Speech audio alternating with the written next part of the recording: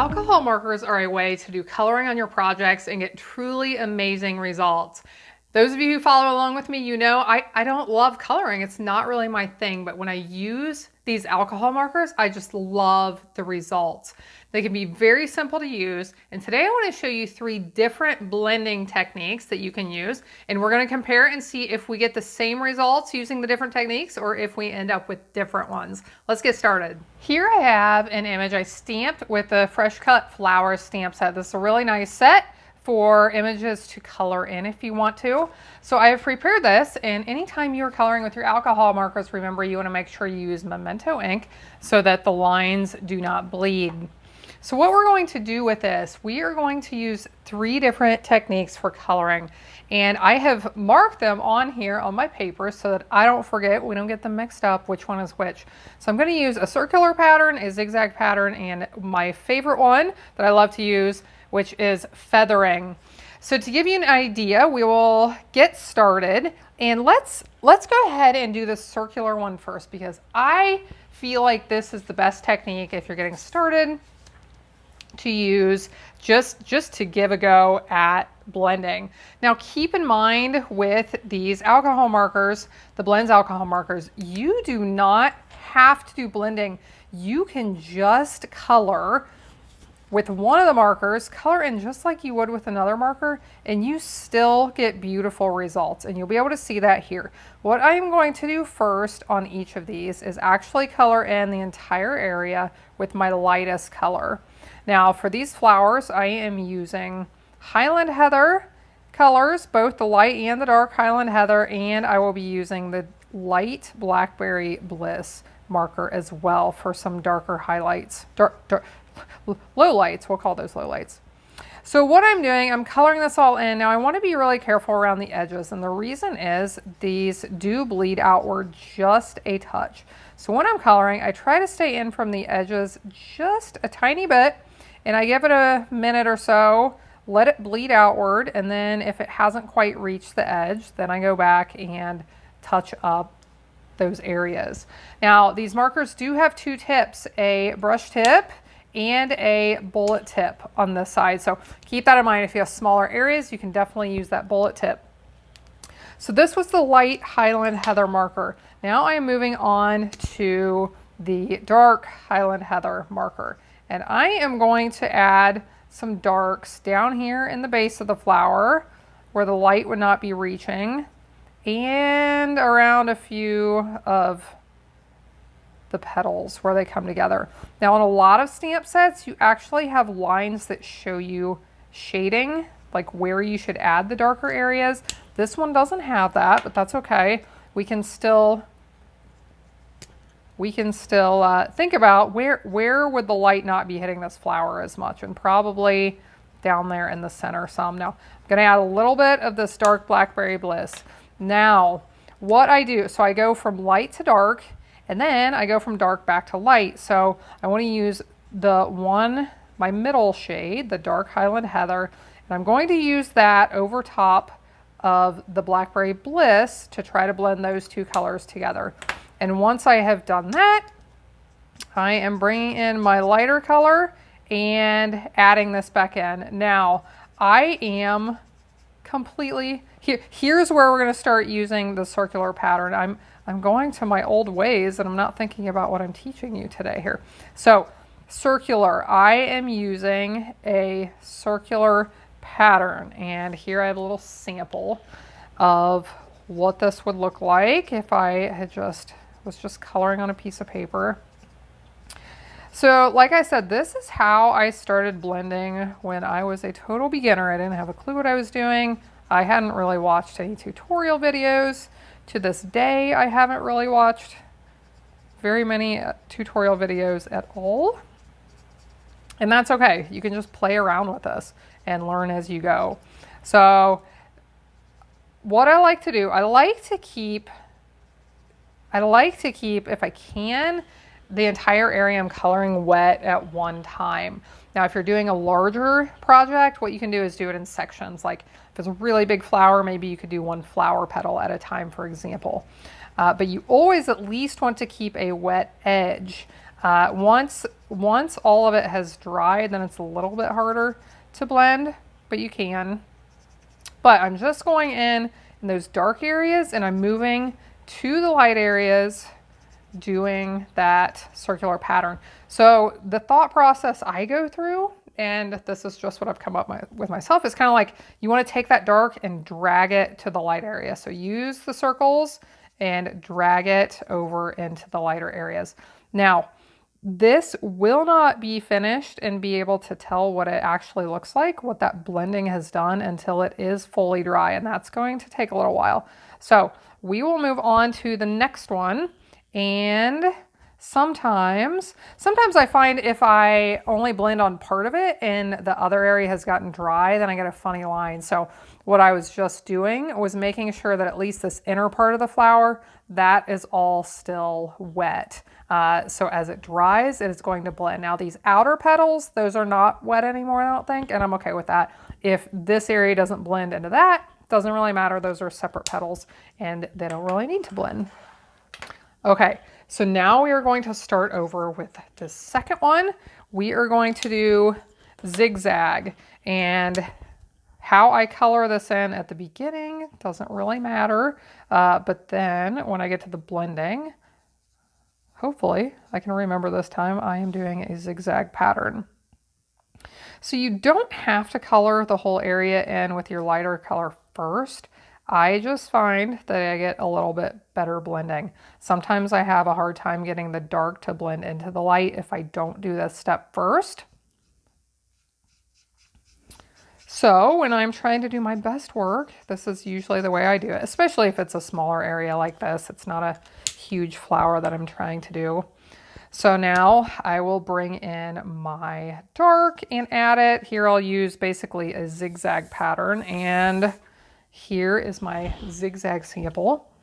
So I'm just going back and forth now. I do again want to add some of that dark between the petals and a few other places.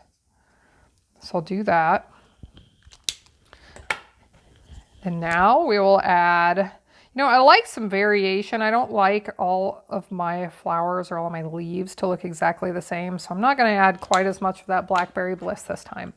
Now let's come in and we're going to do this zigzag, and you can do this by section. So I'm going to do this by petals since zigzag is a little bit different to work with than the circular I was just doing. So start in the center, and like I said, I'm kind of at least what I tell myself is I'm dragging that dark color to the lighter area to get it to blend. So I am just going back and forth, like zigzags here. So we'll go over all of these petals. Now, if you have done this, and if you've done your blending and you let it sit for a few seconds, you look at it and it just looks like, that one color is not blending into that other color. What you can do is just go back over. So we'll look and see what this looks like here in a second. We'll look at our first one, see how it's coming together. And I see a couple little tiny spots right at there's at the edges where that color had not bled out to the lines. So I'll cover those up. I see a couple over here that I haven't gotten here. They've dried out a little faster than these other spots. So I'm going to fill those in so that's all still wet. And let's just take a look at it. I'll bring it up a little bit closer so you can see. And it looks like we are getting pretty good blending here. I can see one little area right there that looks like it might not be blending perfectly. Little spot down here. So what I'm going to do is let's bring that lightest marker back in. We can always come back in and do this again, especially before it has dried. So I am going to start in the center with this one again. I'm using that circular pattern. A lot of times what I find is that after this has set for a little while, it actually blends a lot easier than it did the first time around. So we'll just go over this lightly one more time, and then we're going to let it sit, and at the end, we will see what results we have gotten. Now on this one, I'm going to do that again. I'll do my zigzags again. One more time. And then we're going to move on to the third technique. And this is the one that I have grown to love over the last few years as I've used these markers more. And it is called feathering. It is different than the others, definitely. But I really like it. I think I get the best blending results with this third one. So we will start by coloring this whole flower in with the lightest marker again. And here, just take a look at how pretty that is, how bright and how bold this color is. If you haven't jumped into alcohol markers yet, you can see just how beautiful it is, even without even doing any blending. But then if you do want to get into the blending, you can get some even more realistic results. Now, sometimes I hear different comments from people about these markers. I think some of you are afraid of them. I think some of you have tried them and have been harsh on yourself and think that your coloring just doesn't look very nice. I really just encourage you, just play around with it.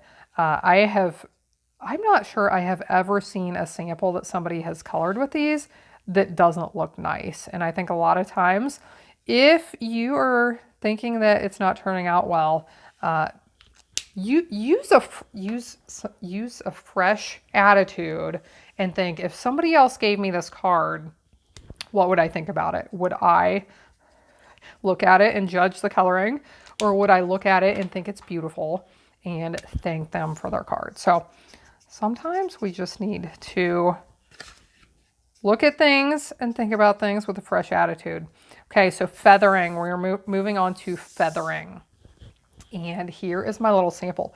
So what feathering is, and this is what I was starting to do that first time, because this is just what I'm used to doing now.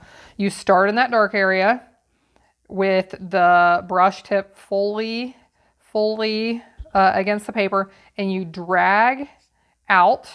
And as you drag out, you're going to raise that brush tip up so that less of the ink is getting applied there towards the outer area. So you can see that a little bit here. I started at the bottom, fully pressed down, and then as I went, I raised up.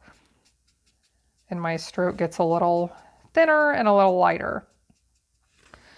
So I just love this feathering. So down here, I had dark down at the bottom, so I'm actually starting at the bottom. I always start in that dark area and move towards the light. You don't have to. You can blend the opposite way. I believe I have done that sometimes. I kind of switch up what I'm doing sometimes. And like I said, I don't take this too seriously. I just kind of play around with it. And most of the time, I get really good results regardless of what I do. So here I've got a little darker line. I'll start on that and drag upwards. And I see it looks like it's not perfectly blending here. It's pretty close. I think it would look very nice once it dries, but just to try and get a little bit better blend, we'll do this one more time. And like I said, you can't tell how it is officially going to turn out until it is all the way dry. So at this point, these two should be dry or very close to it. So you can see the results we've gotten there. I think we got some really good results. Just looking, it's hard to say. I think all of these turn out beautifully. So really it comes down to personal preference.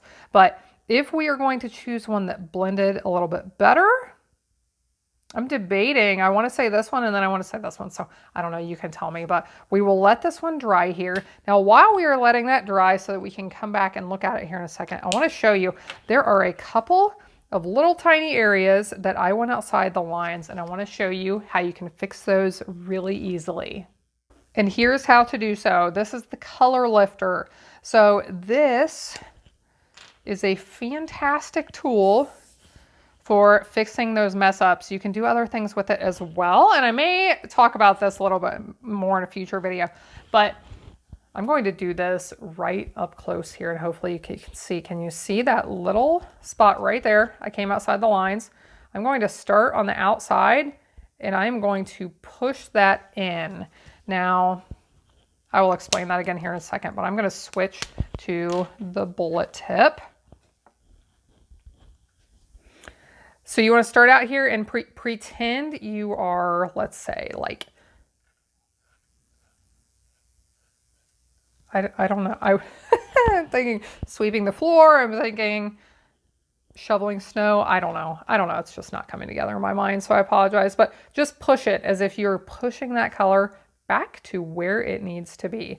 You don't want to go inside the lines if possible, because then you may affect how the flower looks. But can you see that has basically melted away? There, right now, there is just a teeny tiny bit of that color outside, but even as I've been talking here, I think that has melted away. And you cannot even see that now. I have a couple more over here.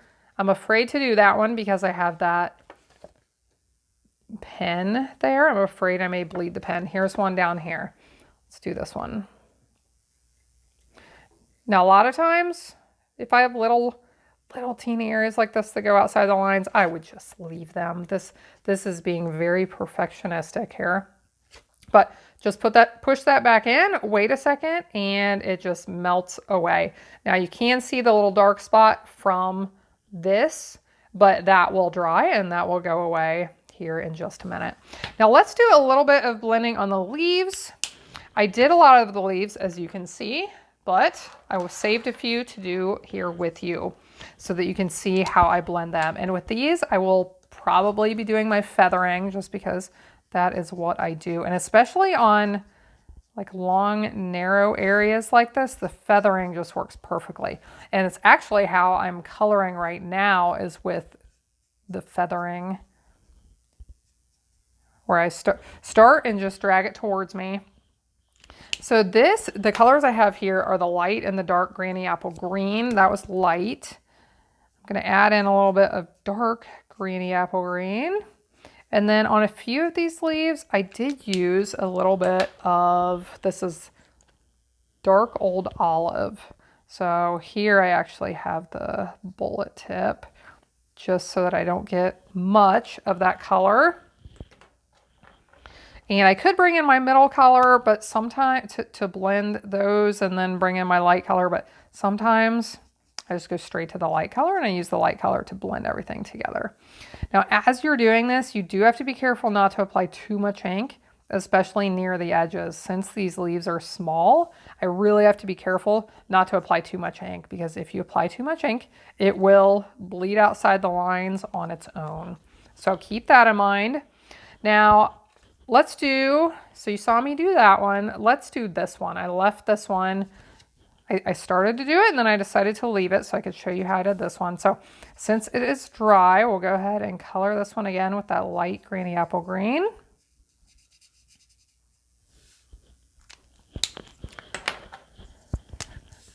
Now for these, this is kind of an example of where you get those shadow lines. A lot of flower stamps. A lot of stamps have these. So I'm using those lines, those little leaf veins, as my guide for where to put these darker colors. So I'm going to follow those lines with my dark granny apple green. And then if I want to, I can add just a little bit down here, a little bit more with that old olive. So now we'll come back with this, and with these small areas like this, I think that feathering technique just works really well because it keeps me from going outside the lines more than anything. Because I just do a small area one time, start at that dark spot, drag it towards the light, make sure I get all of this down here covered at least once, and then we will just let that sit. So let's go back and look at our flowers for a second. And I will let you be the judge. You should comment down below in the comments. Let me know which one do you think has turned out the best, circular, zigzag, or feathering. So this was the circular one, the zigzag, and the feathering. But play around with your markers. If you haven't tried them, I really encourage you to. They're so much fun to use. And I am going to be featuring some more ways to use these alcohol markers in my next couple of videos. I've been playing around with different techniques, and it's always wonderful to know more and more ways to use the products that we already have in our collection. So you can look forward to those. If you're new here, I would love for you to subscribe so that you don't miss those upcoming videos. I have links to the products I've used today in the video description below. Thanks so much for being here. I hope you have a blessed day, and I'll hope you'll be back again next time when I'll be here helping you to hand make with love.